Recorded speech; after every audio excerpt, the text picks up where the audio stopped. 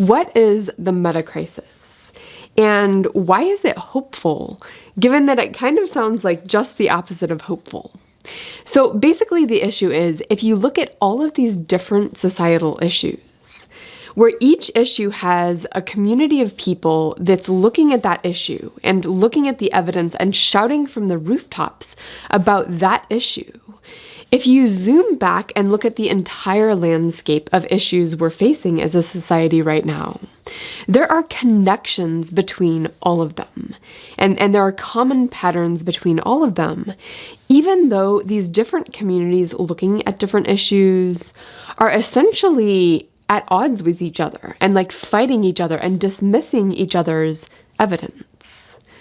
And here, when I'm talking about issues, I mean things like environmental degradation, fragilities in the global financial system, breakdown in family structure, escalating inequality, surveillance risks, decline in mental health, social media manipulation, military and geopolitical risks, issues with the educational system, with the justice system, decline in friendship and community, healthcare system fragilities, corruption of various sorts, oil depletion. And of course, all of these issues have subcategories. For example, under environmental degradation, we have pesticides, microplastics, insect population collapse, etc., etc. In which case, where I want to go in this video is to first talk about why is this hopeful, and then how exactly are these things connected? And is there a zero-sum battle between these? Or should there be a zero-sum battle? Or perhaps it's not as zero-sum as it seems. To understand why this is hopeful, we first want to think about the experience from somebody inside one of these communities who's looking at one of these problems and looking at all of the research and the evidence and the journalism and whatnot that is telling us actually there's something real and deep and important and profound going on with this problem. These groups, however, are experiencing almost like the Cassandra syndrome, where Cassandra, of course, is in some mythology, she's the one who foresaw events. She had the ability to see the future, but nobody would listen to her. And that's kind of like the experience from inside these groups. And oftentimes these groups have some ideas about real and valuable solutions to address their problem. But the problem is they can't do that with everybody ignoring them. And so instead of putting their problem towards solving that issue, they're putting their problem toward morally shaming or morally going after people who are dismissing them.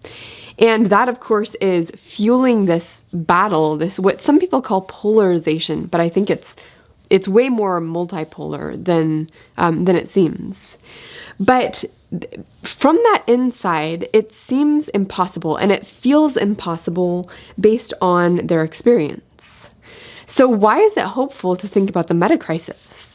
Well, that's because if these people zoom back and see the connection between their issues and the issues that other people in different parts of the societal issue landscape see, if they look at the bigger landscape, the set of solutions looks different from inside one of these groups.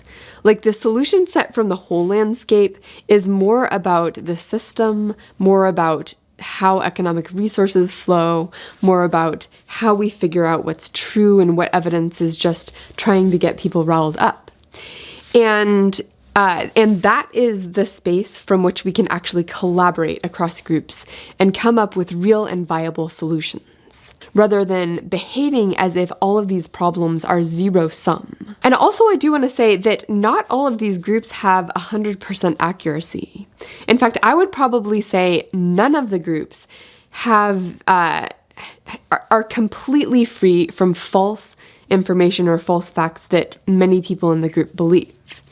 And I think it's most helpful to start out by thinking, okay, my group is looking at 90% correct evidence, and maybe 10% of my group's issues are sort of false or just designed to get under people's skin and rile people in my group up.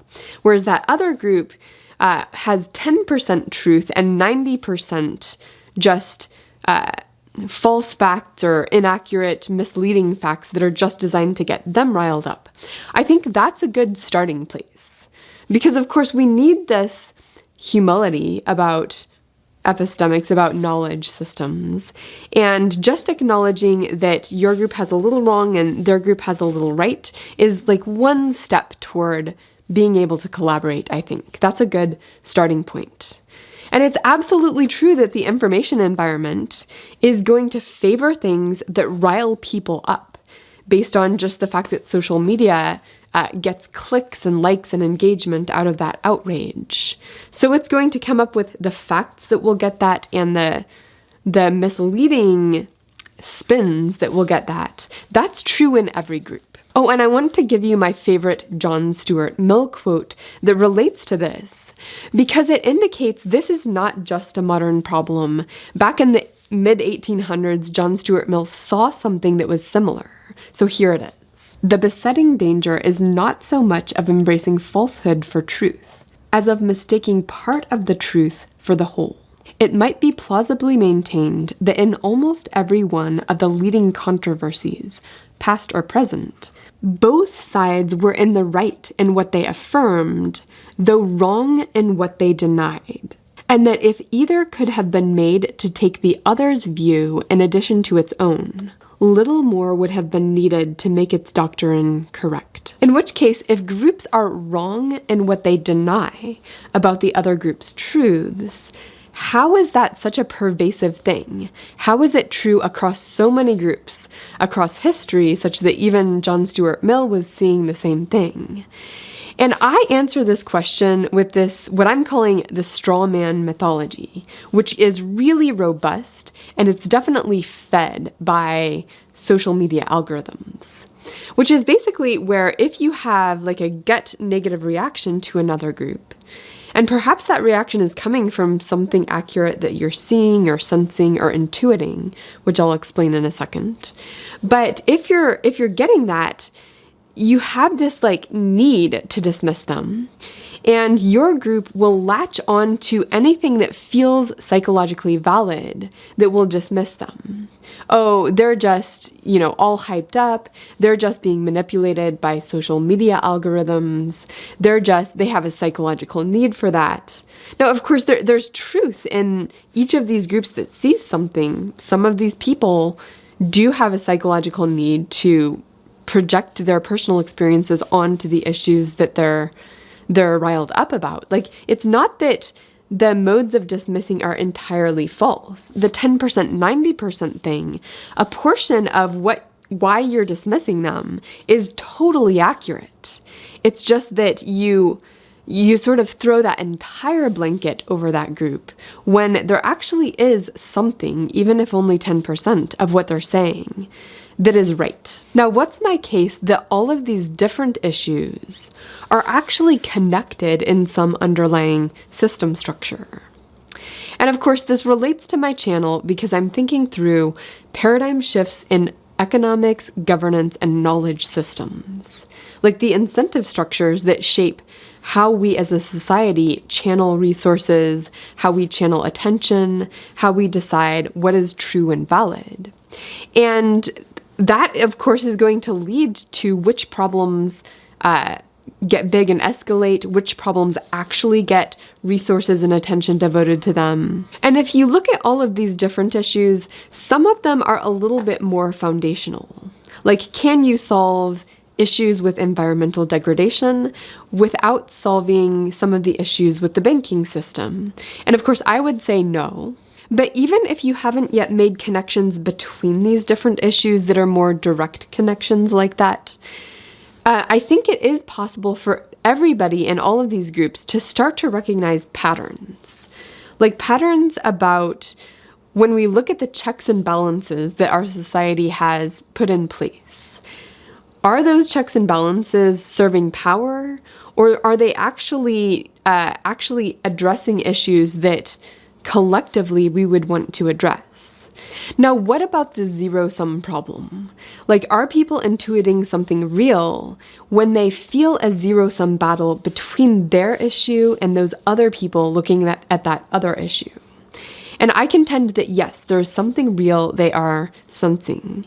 And figuring this out, making it no longer such a zero-sum problem, is really the task.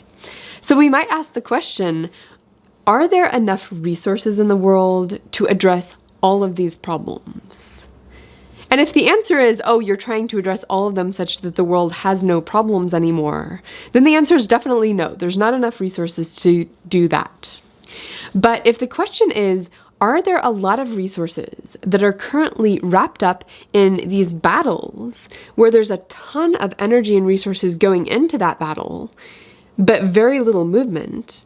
If you could free up that energy that's going into the battle about who gets to decide where resources flow, and instead say, okay, all of this energy is instead going to solve these 2 issues or these 17 issues, would there be enough to actually make some decent headway, at least slowly over time as you start to channel those resources differently? Could you do that? And I think the answer is yes. Now, of course, both groups are going to be like, wait a second, if I take my hand away, they're going to come in and punch me and come in and just sort of take over power. So I can't remove my hand from this battle, this zero-sum battle. And so the question is, are there ways of collaborating? Do we have ways of using digital tools to get ourselves out of this battle? And I think the answer is yeah.